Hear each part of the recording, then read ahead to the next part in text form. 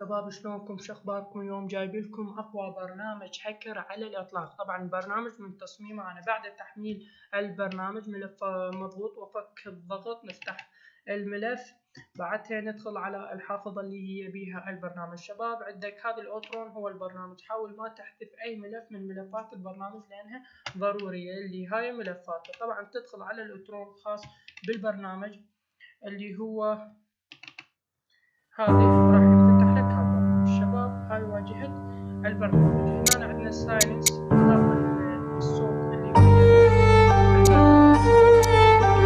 البرنامج. شباب عندك هاي الايقونات، الايقونة الاول اللي هي للخروج، بعدها الريد مي اهم شي لازم تقراها شباب، تضغط عليها راح اقول لك الرجاء عدم استعمال البرنامج في الهكر غير الاخلاقي.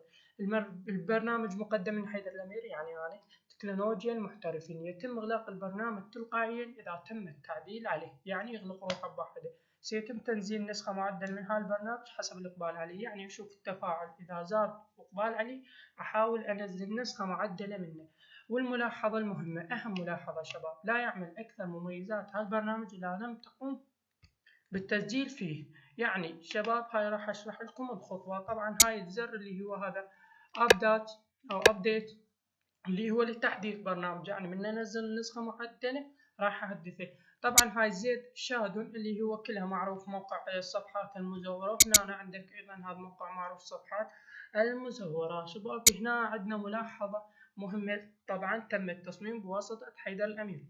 ملاحظة مهمة اللي هي إن لم تقم بالتسجيل في البرنامج فإن كثير مميزات هذا البرنامج لا تعمل، لذلك أنصح المستخدمين بالتسجيل. وقلت هاي راح أشرحها نهائيا. عندك هنا الفيسبوك اللي هي صفحتي على الفيسبوك، واليوتيوب اللي هو حسابي أو قناتي على اليوتيوب.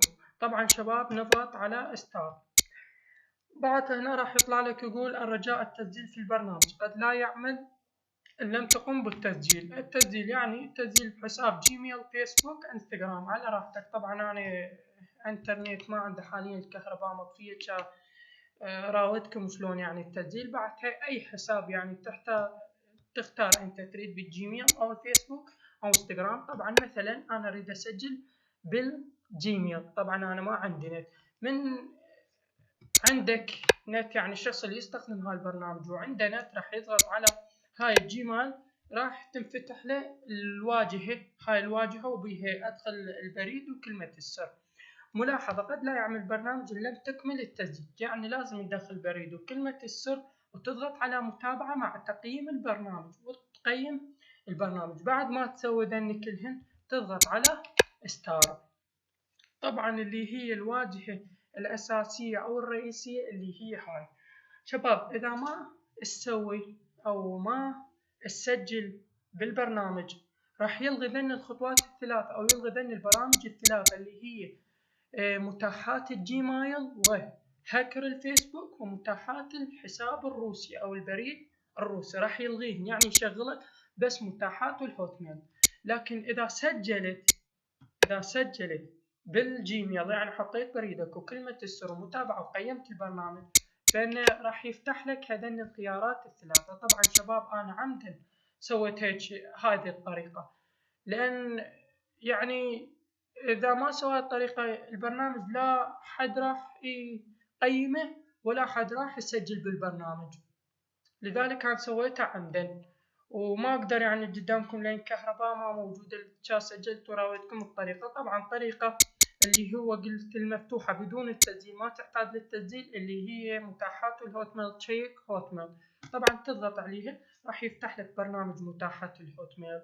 برنامج استخدامه سهل جدا، هنا تكتب الاسم اللي تحتاجه انت، يعني الاسم اللي تريد تكتب متاح وتضغط على عدل، الثاني 5 ثواني وتضغط على ستار، هو بنفسه راح يبحث لك عن المتاحات. طبعا هنا يطلع البريد وهنا يطلع بريد، والبريد المتاح اللي هو يطلع بهاي الخانة بريد متاح اللي هو هنا، يعني تقدر انت تاخذه. شباب مثل ما قلت لكم سجل بالبرنامج حتى ينفتح لك ذني الثلاثة. وملاحظة مهمة شباب، يوصل التعليقات 100 تعليق انزل لكم البرنامج.